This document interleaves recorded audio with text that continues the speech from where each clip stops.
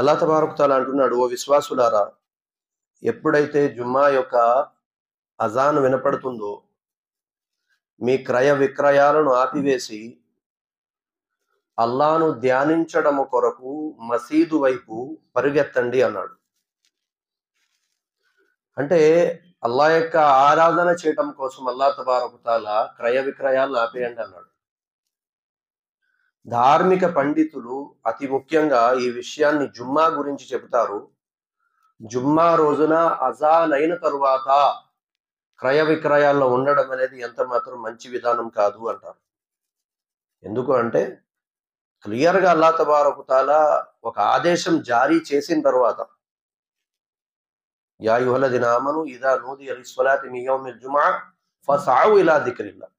మీరు వెంటనే అల్లా యొక్క ధ్యానాన్ని, అల్లా యొక్క నామాన్ని స్మరించడం వైపు పరిగెత్తండి అన్నప్పుడు ఇంకా మనం వ్యాపారం చేసుకుంటూ ఇంకా మనం క్రయ విక్రయాల్లో ఉంటే ఇది ఎంత మాత్రం సమంజసం కాదని చెప్పి ధార్మిక గురువులు ఈ వాక్యం యొక్క వివరణలో తెలియజేస్తారు. అయితే సోదరులారా, పెద్దలారా, అల్లా తబారకు తాలా ఏ యొక్క ఇస్లాం యొక్క ధర్మం అయితే మనకు ప్రసాదించాడో ఆ ధర్మం పైన ఆచరించినప్పుడే మన జీవితాలు ఇహలోకంలో కూడా సాఫల్యం, పరలోకంలో కూడా సాఫల్యం. ఆ ఇస్లాం ధర్మంలో ముఖ్యమైనటువంటి ఆదేశాలు ఎన్నండి అంటే, దైవ ప్రవక్త, అంతిమ ప్రవక్త హజరత్ ముహమ్మద్ సల్లల్లాహు అలైహి వసల్లం తెలియజేశారు, ఇస్లాం యొక్క పునాదులు ముఖ్యంగా 5 అన్నారు. ముఖ్యమైనటువంటి పునాదులు ఇస్లాంలో 5 ముఖ్యమైన పునాదులు అన్నారు. ఈ 5 ముఖ్యమైన పునాదులు కూడా ప్రతి ముస్లిం కూడా ఆచరించేటువంటి బాధ్యత, ప్రతి ముస్లిం కూడా ఆచరించాల్సినటువంటి విధి ఎంతైనా ఉంది. అందులో మొట్టమొదటిది అల్లాహ్కే నబీ అన్నారు, కల్మా లా ఇలాహ ఇల్లల్లాహ్ ముహమ్మదుర్ రసూలుల్లాహ్. అల్లా తప్ప వేరు ఆరాధ్య దైవం లేడని హజరత్ ముహమ్మద్ సల్లల్లాహు అలైహి వసల్లం అల్లాహ్ యొక్క ప్రవక్తని విశ్వసించడం. ఈ విశ్వాసం ఏదైతే ఉందో ఇది ప్రతి ఆచరణకు కూడా పునాది లాంటిది. అందుకే అల్లాహ్కే నబీ సల్లల్లాహు అలైహి వసల్లం ఒక ఉదాహరణ ఇచ్చారు. ధార్మిక పండితులు ఈ హదీస్ ఆధారంతో, ఎవరైనా ఒక మనిషి ఒక గృహం నిర్మిస్తే, ఒక టెంట్, ఒక పందిరి లాంటి చేస్తే, ఆ పందిరికి 4 పక్కల 4 స్తంభాలు ఎలాగైతే ఉండి మధ్యలో ఒక స్తంభం ఉంటుందో ఆ పందిరి మధ్యలో పడిపోకుండా, అదే విధంగా ఇస్లాం యొక్క ధర్మంలో ఏవైతే ముఖ్యమైన 5 విధులు ఉన్నాయో వాటిలో విశ్వాసం అనేటువంటి స్తంభం, ఏదైతే మధ్యలో స్తంభం ఉందో అది చాలా ముఖ్యం. ఒకవేళ అది పడిపోయిందంటే ఇక మిగతా 4 స్తంభాలు కూడా వ్యర్థమైపోతాయి అన్నారు. వ్యర్థమైపోతాయి. అందుకోసమే సోదరులారా, పెద్దలారా, మొట్టమొదటిగా అల్లాహ్పై సంపూర్ణమైన విశ్వాసం. అల్లాహ్ మీద సంపూర్ణమైన విశ్వాసానికి సంబంధించి అల్లాహ్కే నబీ సల్లల్లాహు అలైహి వసల్లం హదీసులో క్లియర్ గా తెలియజేశారు. అదే విధంగా ఖురాన్ మజీద్ లో కూడా అల్లాహ్ తబారక్ తాలా క్లియర్ గా తెలియజేశాడు, వమన్ యతవక్కలు అలల్లాహి ఫహువ హస్బుహు అన్నాడు అల్లాహ్. ఎవరైతే అల్లాహ్పై పూర్తిగా నమ్మకం పెట్టుకుంటారో వారి కొరకు అల్లాహే సరిపోతాడు అన్నారు. ఎవరైతే అల్లాహ్ మీద పూర్తిగా నమ్మకం పెట్టుకుంటారో వారి కొరకు అల్లాహే సరిపోతాడు. ఆ అల్లాహ్ మీద ఎలాంటి నమ్మకం ఉండాలి, ఏ విధమైనటువంటి విశ్వాసం కలిగి ఉండాలి అంటే, ధార్మిక గ్రంథాల్లో వివరణ రాయడం జరిగింది. మనిషికి ఏ యొక్క అవసరాలైతే ఉన్నాయో ఈ పూర్తి అవసరాలు పూర్తి చేసే ఏకైక శక్తి, ఏకైక సృష్టికర్త ఉన్నాడంటే ఆయన అల్లాహ్ మాత్రమే. ఆయన తప్ప మరెవ్వరితో కూడా అవ్వదు అని చెప్పేసి మన విశ్వాసం ఉండాలి. అది ఆహార విషయంలో అయినా. అందుకే హదీసులో అల్లాహ్కే నబీ సల్లల్లాహు అలైహి వసల్లం అన్నారు, ప్రజలారా, మీరు ఆహారం విషయంలో మధ్యస్థంగా వ్యవహరించండి. అల్లాహ్ తబారక్ తాలా ఏ వ్యక్తి యొక్క ఆహారమైనా అతడి విధిరాతలో రాసుంది, అతడు తినకుండా అతడికి మృత్యువు ప్రసాదించడు అన్నారు. మృత్యువు ప్రసాదించడు. ఇది అల్లాహ్ తబారక్ తాలా రాసేశాడు. ఎంత సంపాదిస్తాడు, ఎంత తింటాడు, ఎంత అతను పానీయం ఎంత సేవిస్తాడు, ఎన్నాళ్ళు బ్రతుకుతాడు, ఇవన్నీ ముఖద్దర్లో లిఖించబడ్డాయి. ముఖద్దర్లో ఉన్నది మనకి దొరికేటప్పుడు మనం ఎందుకు హరాం వైపు వెళ్ళాలి? మనం ఎందుకు అధర్మమైన మార్గంలో వెళ్ళాలి? ఎప్పుడైతే మనకు అల్లాహ్ మీద సంపూర్ణమైన నమ్మకం ఉంటుందో మనం హరాం వైపు వెళ్ళం. మనం అవసరం లేదు మనకి. హలాల్ మార్గంలో సంపాదిద్దాం, హలాల్ మార్గంలో తిందాం. ఎందుకంటే అల్లాహకే నబీ సల్లల్లాహు అలైహి వసల్లం చెప్పేశారు, మీ విధిరాతలో రాసున్నటువంటి ఆహారం మీకు లభిస్తుంది అని చెప్పి. అప్పుడు హరాం మార్గాలు ఎందుకని వదిలేస్తాడు మనిషి? సోదరులారా, అల్లాహకే నబీ సల్లల్లాహు అలైహి వసల్లం హదీసులో సెలవిచ్చారు, విశ్వాసులారా మీరు గనుక అల్లాహ్ మీద సంపూర్ణమైన నమ్మకం పెడితే అల్లాహ్ మీకు ఆహారం అలా ప్రసాదిస్తాడు, ఎలాగైతే ఆకాశంలో ఎగిరే పక్షులకు ఆహారం ప్రసాదిస్తున్నాడో. ఆయన ఎలా ప్రసాదిస్తున్నాడు అంటే, ఏ విధముగానైతే ఆకాశంలో ఎగిరే పక్షులు తమ గోళ్ల నుంచి ఖాళీ కడుపులతో బయటికి వెళ్తాయో, సాయంత్రం వచ్చేటప్పుడు కడుపు నింపుకొని లోపలికి వస్తాయో, అదే విధంగా అల్లాహ్ తబారక్ తఆలా మీకు ఆహారం పెడతాడు, మీరు పూర్తిగా అల్లాహ్ మీద నమ్మకం పెడితే అన్నారు. ఇక్కడ మొట్టమొదటి విషయం ఏమిటి అంటే, అల్లాహ్ మీద పూర్తి నమ్మకం ఉండాలి. ఆహార ప్రదాత అల్లాహ్ మొదటిది. రెండోది కృషి చేయాలి. అవి కృషి చేస్తాయి, అలా కూర్చోవు. మళ్ళీ పక్షులు అలా ఉండిపోతాయండి, లోపలే గూళ్ళో ఉండిపోతాయండి, అల్లాహ్ పెడతాడని చెప్పి లోపలే లేదు. ఇక్కడ ఒక కృషి ఉంది వాటిల్ది. ఒకటి, మొట్టమొదటి అల్లాహ్ మీద నమ్మకం పెడతాయి. రెండవది బయటకు వెళ్ళి తిరుగుతాయి, చూస్తాయి. ఇవి ఎప్పుడైతే అల్లాహ్ మీద నమ్మకం పెట్టి బయటకు వెళ్ళాయో, అల్లాహ్ ఖురాన్ మజీదులో అన్నాడు, వమా మిన్ దాబ్బతిన్ ఫిల్ అర్ది ఇల్లా అలల్లాహి రిజ్కుహా. ఈ భూమి మీద ఎన్నైతే జీవరాశులు ఉన్నాయో వీటన్నిటికీ ఆహార ప్రదాత అల్లాహ్. ఈ భూమి మీద, ఈ భూలోకంలో ఎన్నైతే ఉన్నాయి ఇవన్నిటికీ కూడా ఆహారం అల్లాహ్ ఇస్తాడు. ఇక్కడ అల్లాహ్కే నబీ సల్లల్లాహు అలైహి వసల్లం అన్నారు, మీరు అల్లాహ్ మీద సంపూర్ణంగా నమ్మకం పెడితే ఆకాశంలో పక్షులకు ఆహారం ఇచ్చినట్టు మీకు కూడా ఇస్తాడు. అవి ఖాళీ కడుపులతో వెళ్తాయి, సాయంత్రం నిండిన కడుపులతో వాపసు వస్తాయి అన్నారు అల్లాహ్కే నబీ సల్లల్లాహు అలైహి వసల్లం. అంటే మొట్టమొదటిగా మనకి పూర్తిగా అల్లాహ్ మీద నమ్మకం ఉండాలి, ఇది మొదటి విషయం. రెండోది, మనిషి హలాల్ యొక్క సంపాదనకు తన కృషి తాను చేయాలి. హలాల్ యొక్క సంపాదనకి ఇది చాలా ముఖ్యం. ఇది ఒకవేళ ఇది గనక మనిషికి అర్థం కాకపోతే, ఇది గనక మనిషికి అర్థం కాలేదు హలాల్ గురించి కృషి చేయాలని చెప్పేసి, ఇక్కడ పెద్ద నష్టం అయిపోయేది ఉంది. అల్లాహ్ చూస్తాడులేండి, అల్లాహ్ పెంచేవాళ్ళండి, అల్లాహ్ మూసా అలైహిస్సలాతు వస్సలాం జాతి ప్రజలకు పెట్టలేదా? అల్లాహ్ సముద్రంలో పెట్టలేదా? పెట్టాడు. నువ్వేమి ఫిరోన్ గడ్ జాతి ప్రజల్లో లేవు, నువ్వు సముద్రం మధ్యలోనూ కూడా లేవు, మనుషుల మధ్యలో ఉన్నావు. ఇక్కడ కష్టపడటానికి ఎన్నో మార్గాలు అల్లాహ్ తబారక్ తఆలా పెట్టాడు. వ్యవసాయము, ఉద్యోగము, వ్యాపారము ఎన్నో పెట్టాడు ఇక్కడ మార్గాలు. పైగా అక్కడ వాళ్ళంతా కూడా దేవుడు ఒక్కడే అని చెప్పారు, అల్లాహ్ ఒక్కడే దేవుడు అని చెప్పారు. వాడు చంపడానికి వచ్చాడు, అప్పుడు మద్దతు వచ్చింది. ఇక్కడ మనం ఇక్కడేమి అంత పొడిచే పని ఏం చేయలేదు. ఇక్కడ మనం అంటే, ఇక్కడ మనిషికి ఈ హదీస్ అర్థం కాకపోతే ఏం చేస్తాడంటే, అల్లా సుబ్బి దేఖలేతా భాయ్ అని చెప్పి లోపల కూర్చుంటాడు, ఇక్కడ జికర్ చేసుకుంటూ తస్బీ పట్టుకొని. అప్పుడు ఏమవుతుందంటే, శైతానికుడికి మార్గం దొరుకుద్ది, మంచి మార్గం దొరుకుద్ది మనిషిని అపమార్గం పట్టించడానికి. దానికోసమే సోదరులారా, మొట్టమొదటిగా విశ్వాసం మనకి పరిపూర్ణంగా ఉండాలి. ధార్మిక పండితులు, ఖురాన్ ముఫస్సిరీన్లు, ఖురాన్ యొక్క తఫ్సీర్లో రాసిన విషయం ఏమిటి అంటే, ఏ మనిషినైనా మనం సహాయం అడిగేటప్పుడు కూడా 2 సార్లు అడగాలి, మూడోసారి మాత్రం అడగకూడదు. అది ఎంత మాత్రం కూడా సమంజసం కాదు. మనం అల్లాహ్ మీద నమ్మకం పెట్టి ఏదైతే విశ్వాసం ఉందో దాన్ని సన్నగిలిపోయే అవకాశాలు ఉన్నాయి. 2 సార్లే హెల్ప్ అడగండి అన్నారు, 2 సార్లే. ఆ సహాయం అడగడంలో కూడా మీరు అధిక పొగడ్తలు పొగడకండి అన్నారు.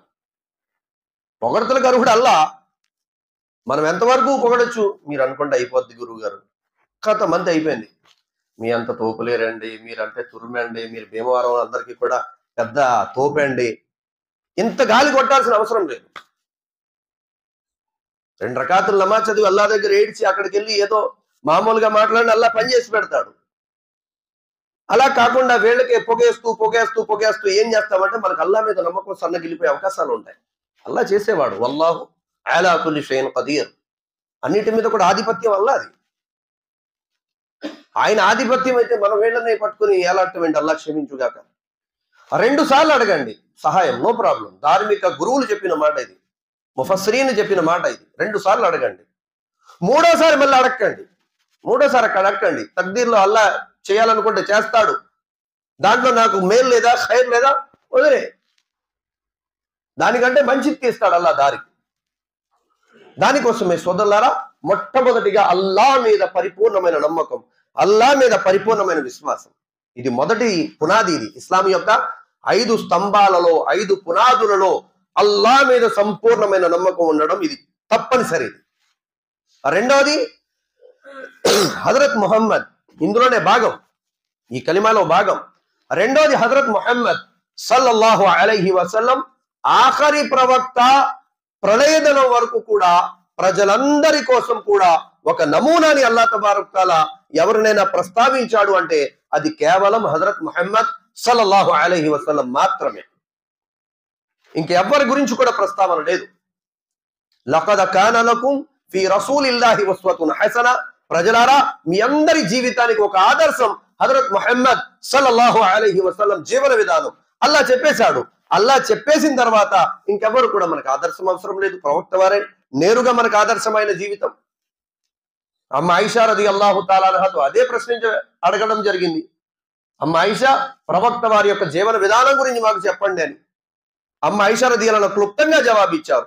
ఖురాన్లో ఏ యొక్క సుగుణాల ప్రస్తావన అయితే మీరు చదువుతున్నారో ఆ సుగుణాలన్నీ కూడా ప్రవక్త వారి జీవితంలో మీకు కనబడతాయి. అయ్యే సుగుణాలు. మనం ప్రవక్త హజరత్ ముహమ్మద్ సల్లల్లాహు అలైహి వసల్లం గారిని ఆఖరి ప్రవక్త అని విశ్వసించాలి.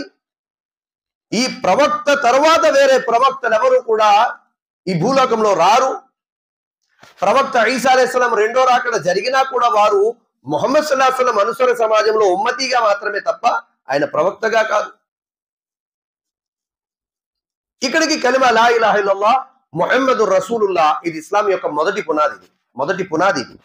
అల్లా మీద సంపూర్ణమైన నమ్మకం, హజరత్ ముహమ్మద్ సల్లల్లాహు అలైహి వసల్లం గారి యొక్క పూర్తి జీవన విధానం మనకు ఆదర్శం. ఇక్కడికి ఒక పునాది. రెండవ పునాది నమాజ్. ఒక ముస్లిం తాను విశ్వాసిగా,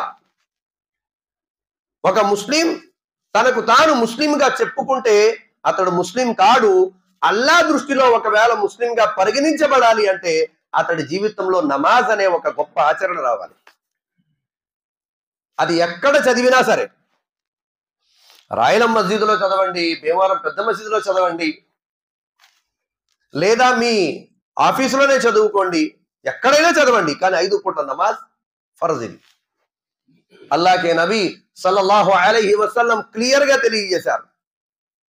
నమాజ్ దీనే ఇస్లాంలో ఒక ముఖ్యమైనటువంటి స్తంభం అన్నారు అల్లాహ్ నబీ.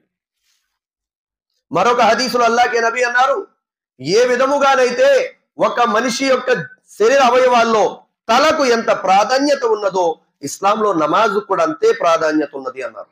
అంటే ఒక మనిషి చిన్న చిన్న ఆచరణలు అటు ఇటు అవ్వచ్చు, కానీ నమాజ్ విషయంలో మాత్రం అటు ఇటు అవ్వడు. ఒక ముస్లిం నమాజ్ మాత్రం అటు ఇటు చేయడు. అసలు నిలబడి చేయలేకపోతున్నాడా, కూర్చొని చేయలేకపోతున్నాడా, పడుకొని, కానీ నమాజ్ అవ్వాల్సిందే. నమాజ్ అవ్వాలి. ఖురాన్ మజీదులో క్లియర్ గా ఈ విషయాన్ని తెలియజేశాడు ప్రవక్త సల్లల్లాహు అలైహి వసల్లం. మీరు సత్య తిరస్కారులతో యుద్ధములో ఉన్నప్పుడు మీలో ఒక వర్గం నమాజ్ కొరకు నిలబడాలి, మరొక వర్గం శత్రువులతో పోరాడాలి అన్నాడు అల్లా. చేస్తుంది అక్కడ యుద్ధం. ఇలా తాయితీగా కూర్చొని ప్రసంగాలు కాదండి. సత్యం అసత్యం మధ్య జరుగుతున్న యుద్ధాలు అక్కడ. వాటిలో ఉన్నప్పుడు కూడా ప్రవక్త మీరు యుద్ధంలో ఉన్నప్పుడు కూడా ఒక వర్గం మీతో నమాజ్ కోసం నిలబడాలి, మరొక వర్గం శత్రువులతో పోరాడాలి. నమాజ్ అప్పుడు కూడా వదలకండి. అల్లాహ్ నబీ సల్లల్లాహు అలైహి వసల్లం ఆఖరి సమయంలో కాళ్ళు భూమి మీద నిలబడలేకపోతున్నాయి. శనివారం అల్లాహ్ నబీకి తలనొప్పి మొదలైంది. ఆదివారం జ్వరం, ఒక రేంజ్ లో జ్వరం వచ్చేసింది. సోమవారం ఉదయం దునియా నుంచి వెళ్ళిపోయారు అల్లాహ్ నబీ. ఈ శని ఆదివారాలు చాలా కష్టమైన పరిస్థితిలో, నడవడానికి కాళ్ళు కూడా సహకరించలేని పరిస్థితిలో ఇద్దరు ప్రవక్త వారి శిష్యుల భుజాల మీద చేతులు వేసి ప్రవక్త వారు కష్టముగా ఉన్నప్పటికీ కూడా జమాత్తో నమాజ్ చదవడానికి మస్జిద్కి వెళ్ళారు. ఈరోజు మన దగ్గర వాహనాలు ఉండి కూడా వెళ్ళకపోతున్నాం, అల్లాహ్ క్షమించుగాక.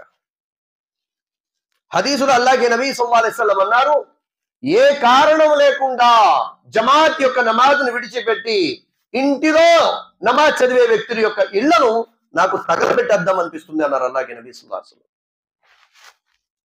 ఏ కారణం లేదు, ఇంట్లో చదవాల్సిన అవసరం ఏముంది భయ్ నమాజ్? ఇంట్లో చదవాల్సిన అవసరం ఏముంది? ఖురానే మజీదులో అల్లా అంటాడు, ప్రవక్త రుకు చేసేవారితో రుకు చేయమని ఆదేశించండి, సజ్దా చేసేవారితో సజ్దా చేయండి.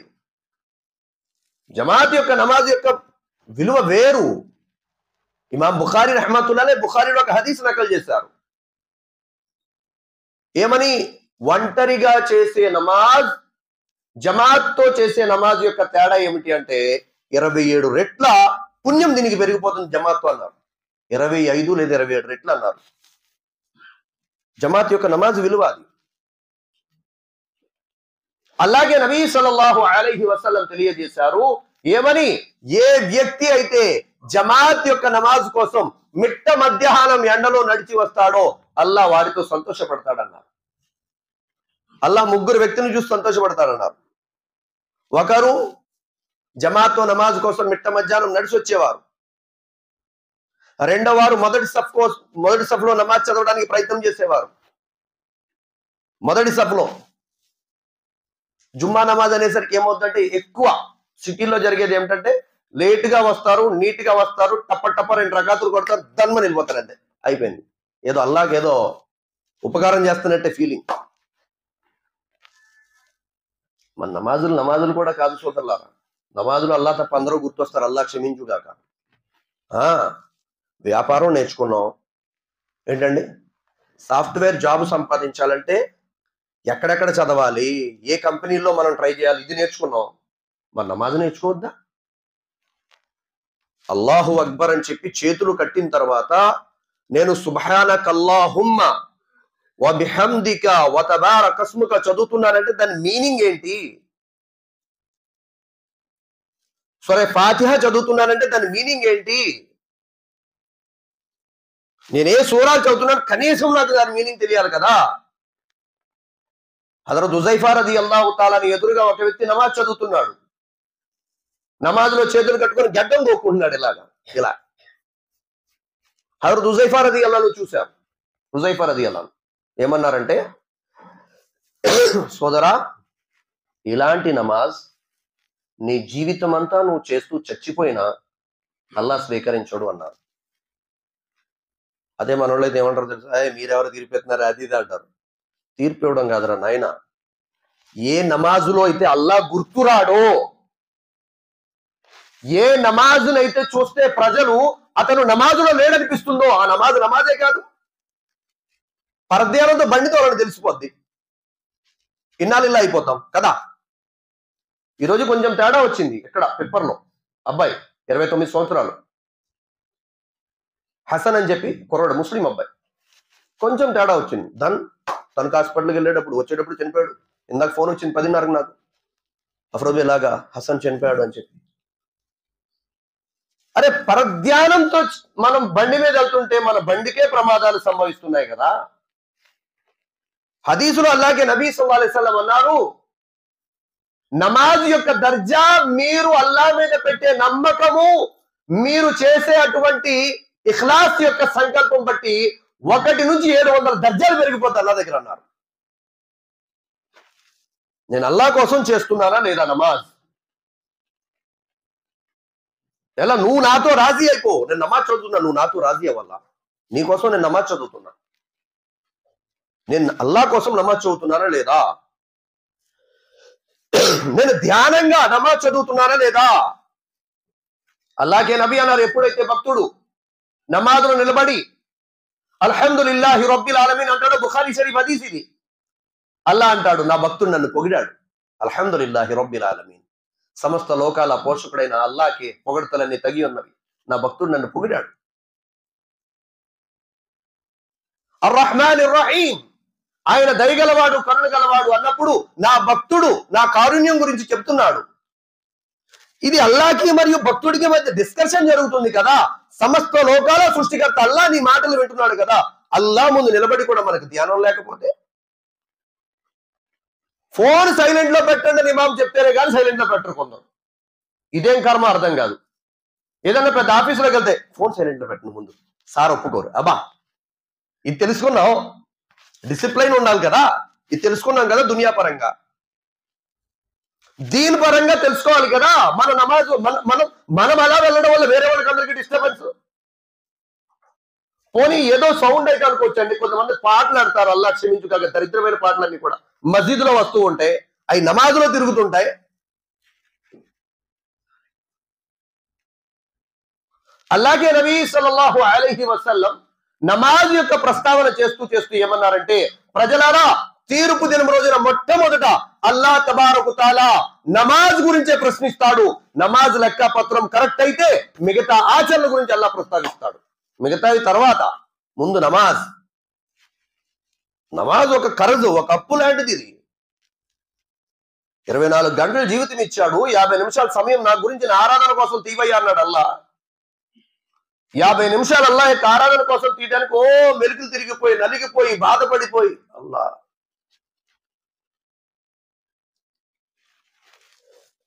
సోదరులారా, పెద్దలారా, నమాజ్ రెండవ భాగం. ఇస్లాంలో పునాదుల్లో ఇది రెండవ స్తంభం. ఇది చాలా ముఖ్యం. ఇది ఖురానే మజీదులో సూరా ముజమ్మిల్ లేదా సూరా ముద్దస్సిర్లో ఒక ప్రస్తావన ఉండదు. నరకవాసులు స్వర్గవాసులు మాట్లాడుకునేటప్పుడు నరకవాసులతో స్వర్గవాసులు అడుగుతారు, మీరు నరకంలో ఎందుకు వెళ్ళిపోయారు అని చెప్పి. ప్రపంచంలో కలిసి ఉండేవారు, మీరు నరకంలో ఎలా వచ్చారు, మీరు నరకంలోకి ఏంటి అసలు కారణం అని చెప్పి అడుగుతారు. అక్కడ అంటారు, మేము నమాజ్ ఆచరించే వాళ్ళం కాదు. మొదటి విషయం.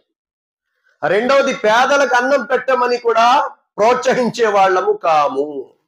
ఒకటి నమాజ్, జుమ్మా టు జుమ్మా ఏదో పెద్ద గొప్ప ఘనకార్యం చేస్తున్నట్టు మనం. అల్లా క్షమించుగాక. అరే, రోజుకి 5 పూట్ల, దానికి మళ్ళీ టైం ఉంది.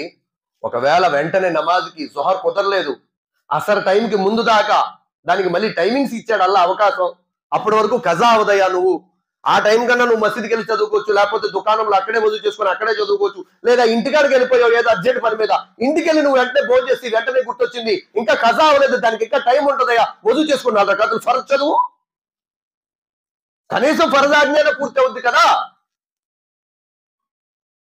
సోదరులారా, కనీసం అల్లా యొక్క ఆదేశమైన ఫరజు గనక మనం పూర్తి చేయకపోతే అల్లా అడుగుతాడు, పట్టుకుంటాడు. అవునండి, నమాజ్ ఎవరి కోసమండి? మన ఆరోగ్యమేనా? అల్లాకి ఏమైనా ఆరోగ్యం వస్తుందా? మీరు అందరూ నమాజ్ చేస్తే అల్లాకి ఏమైనా ఆరోగ్యం వస్తుందండి అని ఏమైనా ఉందా? నౌజుబిల్లా. అరే, డాక్టర్లు చెప్తున్నారండి బాబు, సౌదీలో మెంటల్ హాస్పిటల్ లేని అసలు కారణం ఏంటంటే, మీ ముస్లింలు 5 పూటలు నమాజ్ చేస్తారు కదా, అందులో వజ్రాసనంలో కూర్చుంటారు కదా, రోజుకి 5 సార్లు కూర్చుంటారు కదా, మీకు మెంటల్ రాదని చెప్పి అంటున్నారు డాక్టర్లు అంటున్నారు. మనకు అర్థం కావట్లా.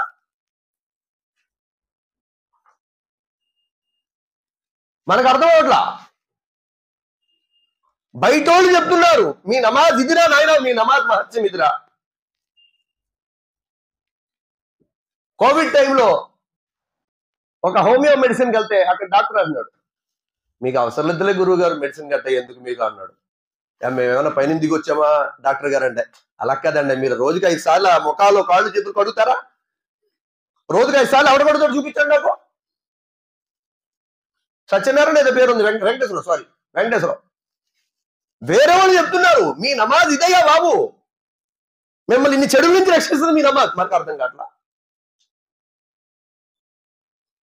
సోదరులారా, పెద్దలారా, నమాజ్ ఇస్లాం యొక్క పునాదుల్లో చాలా ముఖ్యమైన, చాలా ఇంపార్టెంట్ పునాది. అది చాలా ముఖ్యమైన పునాది. ఇది ఒక మనిషి నమాజ్ చదవకుండా తనకు తాను ముస్లింగా రేషన్ కార్డులో, ఓటర్ ఐడిలో, ఆధార్ కార్డులో అతను పెట్టేసుకోవచ్చు పేరు, కానీ అల్లా దృష్టిలో ఉన్నది పేరు. ముస్లింగా పరిగణించబడేతాడు. ముస్లింగా పరిగణించబడాలంటే అల్లాహ్ నబీ చెప్పేశారు, ఒక విశ్వాసి మారు మసీదుకి వస్తే మీరు సాక్ష్యం చెప్పండి అతడు ముస్లిం అని. అతడు విశ్వాసాన్ని చెప్పండి మీరు, అతన్ని మారు మీరు మసీదులో చూస్తుంటే. సోదరులారా, పెద్దలారా, అందుకే ఇస్లాంలో ముఖ్యమైనటువంటి పునాది నమాజ్. హదీసులో అల్లాహ్ నబీ అన్నారు, 3వ పునాది ఉపవాసాలు, రమజాన్ యొక్క ఉపవాసాలు. డాక్టర్ తినొద్దు అన్నాడంటే భయపడి చచ్చిపోతాం మనం, తినవే. ఇంకా అబ్బే ఎందుకని చచ్చిపోతామండి, డాక్టర్ తినొద్దు అన్నాడు, బీపీ వచ్చింది కదా, ముట్టుకోవద్దు అన్నాడు, ఏంటది సాల్ట్ తినొద్దు అనేసాడు. షుగర్ వచ్చింది కదా, స్వీట్ తినొద్దు అన్నాడు అండి, పర్లేదు తినండి, మీకే బాగానే చెప్తారు, కోమాలో నేను పోతా అంటాడు. భయం, చచ్చిపోతామని భయం. బీపీ వస్తే ఉప్పు మానేస్తున్నాం, షుగర్ వస్తే స్వీట్ మానేస్తున్నాం, అల్సర్ వస్తే ఆ పులుపు మసాలాలు వదిలేస్తున్నాం. ఇన్ని వదిలేస్తున్నావు, 4 రోజులు అల్లా కోసం అయ్యా, వదిలి చచ్చిపోద్దంట్లో అల్లా, చచ్చిపోమంటలు అది కూడా, మళ్ళీ నువ్వు చనిపోయే అంటలేదు అల్లా. అదే పొద్దున తిను, ఫుల్గా తిను, మధ్యాహ్నం కొంచెం గ్యాప్, మధ్యాహ్నం ఒక పూటే, 8ంటికి వేయాల్సింది పొద్దున్న వేసేస్తావు, మధ్యాహ్నం ఒక పూట గ్యాప్ ఇది, సాయంత్రం తిను. డాక్టర్లు చెప్తున్నారు మీ హెల్త్ ఉందిరా బాబు అందులో. డాక్టర్ మంత్రినేని సత్యనారాయణ రాజు అని ఒక ఆయన వస్తూ ఉంటారు. రంజాన్ లో ఒక నోటిఫికేషన్ వచ్చింది నాకు, అయింది. ఇదేంటి నా రంజాన్ లో ఈయన నోటిఫికేషన్ ముస్లింల కోసం అని చెప్పి చూస్తే ఆయన డైట్ ఏదైతే మనం ఉపవాసాలు ఉంటామో వాటి యొక్క లాభాలు ఆయన చెప్తూ మొదలెట్టాడు. ముస్లింలు ఉన్న ఉపవాసాల యొక్క లాభాలు ఇవి, వాళ్ళు చేస్తున్నటువంటి ఉపవాసాల యొక్క బెనిఫిట్లు ఇన్ని ఉన్నాయి, ఆ ఉపవాసాలు కనుక అందరూ ఉంటే దానివల్ల లాభాలు ఇన్ని. 1400 సంవత్సరాల క్రితం అల్లాహ్ నబీ సల్లల్లాహు అలైహి వసల్లం చెప్పారు, ప్రజలారా ఉపవాసాలు ఉండండి అని చెప్పేసి. అల్లాహ్ తబారక్ తఆలా 1400 సంవత్సరాల క్రితం ఖురాన్ మజీద్ లో యా అయ్యుహల్లదీన ఆమను కుతిబ అలైకుముస్ సియామ్ కమా కుతిబ అలల్లదీన మిన్ ఖబ్లికుం లఅల్లకుం తత్తఖూన్ అల్లాహ్ ఖురాన్ మజీద్ లో చెప్పేశాడు. దాని యొక్క లాభాలు ఈ రోజున మనకు అర్థం కాలా? వేరే వాళ్ళు చెప్తున్నారు ఉపవాసాల యొక్క లాభాలు ఇవయ్యా, ఉపవాసాల ఆరోగ్యాలు ఇవయ్యా అని చెప్పి. చాలా పెద్ద ఒక అవార్డు వచ్చింది ఒక డాక్టర్కి ఇతర దేశాల్లో. ఏమిటి అని చెప్పేసి అంటే క్యాన్సర్ అనే వ్యాధికి ఉపవాసాలు చాలా ఎక్కువగా నిర్మూలిస్తాయి అని చెప్పేసి ఆయన రీసెర్చ్ చేసి తేల్చాడండి. ఆయన ముస్లింకి అర్థం కావట్లా, మనకు అర్థం కావట్లా, బయట వాళ్ళకి అర్థమవుతుంది ఇస్లాం అంటే ఏంటి, ఇస్లాం మీద ఎలా ఫాలో అవ్వాలి, ఏ విధంగా ఫాలో అవ్వాలి. ఒక అమ్మాయి ఫోన్ చేసింది, పేరు ఐడియా రాట్లా, తెలంగాణ నుంచి. అనయ్య నేను ఇస్లాం స్వీకరించాను, హాస్టల్లో ఉంటున్నాను, మా ఇంట్లో వాళ్ళకి ఎవరికి తెలియదు, ఇక్కడేమో హాస్టల్లో ఫుడ్ కుదరటం లేదు, ఫాస్టింగ్కి ఎలాగనే ఏమన్నా మార్గం చెప్పనే అని చెప్పి. వేరే వాళ్ళు హాస్టల్లో ఉండి ఇస్లాం ఎలా ఫాలో అవ్వాలని ఆలోచిస్తున్నారు, మనోళ్ళకి అన్ని మార్గాలు ఉండి ఇంట్లో కూడా మనం ఉపవాసాలు ఫాలో అవ్వట్లేదు. ఇది బాధాకరమైన విషయం. నా ఆఖరి మాట ఖురాన్ మజీదుల్ అల్లాహ్ తబారక్ తఆలా అంటాడు, ఓ విశ్వాసులారా మేము మీకు ఇచ్చిన బాధ్యతను మీరు విస్మరిస్తే మేము వేరే జాతి ప్రజల్ని తీసుకొచ్చి మీ ప్రదేశంలో నిలబెడతాము, వారు మీలా అసమర్థుల్లా ఉండరు, మీకంటే ఎక్కువగా మాకు భయపడతారంటారు. అదే జరుగుతుంది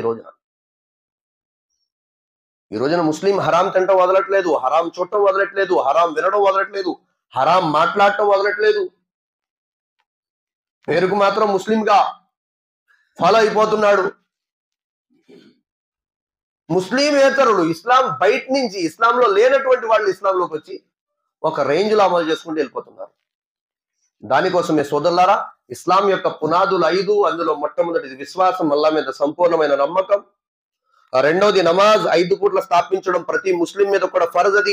అది మసీదులో జమాత్తో చదవడం ఉత్తమం. ఒకవేళ జమాత్తో దొరకపోతే నమాజ్ కజా అవ్వకుండా కొంత సమయం ఉంటుంది, ఆ సమయం లోపు ఇంట్లోనైనా ఆఫీస్లోనైనా వ్యాపారంలోనైనా ఎక్కడో దిక్కు నమాజ్ అయిపోవాల్సిందే. మూడోది రంజాన్లో ఉపవాసాలు, 1 నెల ఉపవాసాలు. ఏమీ అవ్వదు భయ, అల్లా దయ వల్ల ఏమీ అవ్వదు. కొద్దిమంది అయితే షుగరు పెరిగిపోద్ది కదా, 300 380, వాళ్ళు ఇన్సులిన్ చేసుకుని ఉపవాసాలు ఉంటున్నారండి. పొద్దున్న ఫజర్కి ఇన్సులిన్ చేసేసుకొని ఉపవాసాలు ఉంటున్నారు. చచ్చిపోం మనం, అల్లదల్ల కొద్దిగా ఆరోగ్యవంతులుగానే ఉన్నాం మనం, అల్హమ్దులిల్లా. వాళ్లే వదలట్లేదు, పెద్ద పెద్ద వయసు వాళ్ళు, మనం ఎందుకు వదులుకోవాలి. 4వది ధనవంతుడైతే అల్లాహ్ తబారక్ తఆలా ఒక ఆదేశం, జకాత్ ఇవ్వండి. 1 కోటి రూపాయలు ఉందా 50 లక్షలు ఇచ్చేయండి అవసరంలా, 1 లక్ష రూపాయలు ఉందా 50,000 ఇచ్చేయండి అవసరంలా. అల్లా అంటున్నాడు 1000 రూపాయలు ఉందా 25 రూపాయలు ఇవ్వయ్యా, 25 రూపాయలు, 25 రూపాయలు ఇవి సరిపోద్ది. 1000లో 25 రూపాయలు అంతే అండి. అది కూడా ఎవరికో నువ్వు దూరం వాళ్ళకి ఏమన్నా అసలు, నీ బంధువుల్లో, నీ అన్నదమ్ముల్లో, నీ అక్క చెల్లెల్లో, మీ బంధువుల్లో, మీ బావ బామ్మర్దుల్లో, మీ ఊళ్ళలో పేదోళ్ళు ఉంటారు కదా, వాళ్ళకి ఇవి జకాత్ అని చెప్పనవసరంలా. కానీ జకాత్ డబ్బు పక్కన పెట్టు, మీ బంధువుల్లో పేదోళ్ళు ఉంటారు కదా, పైన ఇవ్వకూడదు. మా తండ్రి వాళ్ళ తండ్రి, మా తండ్రి వాళ్ళ తల్లి, మా మా మా మా అమ్మ వాళ్ళ నాన్న, మా అమ్మ వాళ్ళ అమ్మ, వీళ్ళకి ఇవ్వకూడదు, వాళ్ళకి ఇవ్వకూడదు. కింద వాళ్ళకి కూడా ఇవ్వకూడదు. ఉదాహరణ చెప్తున్నా అర్థం కావడం కోసం, నా పిల్లలు, నా మనవలు, వీళ్ళకి కూడా ఇవ్వకూడదు. అన్న తమ్ముడు అక్క చెల్లి బావా బావమరిది బంధువులు వీళ్ళు అన్నారు పేదోళ్ళు, అల్లా ఇచ్చాడు మీకు ఇవ్వండి. ఎవరి అవసరం తీరిపోయి ఎవరి నోటి నుంచి ఏ దువా వస్తుందో మనకు తెలియదు సోదరులారా, మన మోక్షం పొందడానికి. ధనం మన దగ్గర ఎట్టుకోవడానికి అల్లా ఇవ్వలేదండి, ఖర్చు పెట్టడానికి ఇచ్చాడు అల్లా. ఇది ఖర్చు పెడుతూ ఉంటే ప్రసాదిస్తూ ఉంటాడు, ఇది ఆపి పెట్టుకుంటే ఖతం, ఏం లేదు, ఎలాగోలా ఖతం అయిపోతుంది. అందుకోసమే సోదరులారా, ఇది 4వ విషయం ఏంటి? జకాత్. చెప్పాను కదా, లక్షకి 50,000 అవసరం, కోటికి 50 లక్షలు అవసరం, 1000 రూపాయలకి 25 రూపాయలు తీయండి అంతే. సంవత్సరంలో ఒకసారి, అది కూడా. దానికి ఏమేమిటి ఇవన్నీ కారణాలు ఉంటాయి. గురువులు ఉన్నారు, ఈ మసీద్ ఇమాం ఆలిం అడగచ్చు, లేదా మీకు తెలిసిన ఉలమాలను అడగండి, కానీ జకాత్ ఇచ్చేయండి. హదీసులు అల్లాహ్కి నబీ సల్లల్లాహు అలైహి వసల్లం అన్నారు, మంచి ధనముతో చెడు ధనంతో కలిస్తే ఈ మంచి ధనం కూడా చెడు ధనం వల్ల నాశనం అయిపోద్ది. అంటే జకాత్ డబ్బు గనక ఈ మంచి ధనంలోంచి మనం తీయకపోతే మంచి ధనం కూడా నాశనం అయిపోద్ది అన్నారు అల్లాహ్కి నబీ. ఇది క్లియర్. హజరత్ అబ్దుల్లా ఇబ్న్ మసూద్ రజియల్లాహు అన్హు ఏమన్నారంటే, జకాత్ ఇవ్వని వ్యక్తి యొక్క నమాజ్ కూడా నెరవేరదన్నారు అబ్దుల్లా ఇబ్న్ మసూద్ రజియల్లాహు అన్హు. ఒక వ్యక్తి మీద జకాత్ ఫర్జ్ అయిపోయింది, అతడు జకాత్ ఇవ్వకపోతే నమాజ్కి లింక్ అన్నారు. ఎందుకని? వాకీముస్ సలాత వఅతు జకాత్, అల్లా ఈ రెండు కలిపి చెప్పాడు. అందుకోసమే నమాజ్ మరియు జకాత్ కలిపి ఉంది కాబట్టి జకాత్ ఇవ్వకపోతే నమాజ్ పూర్తి కాదన్నారు.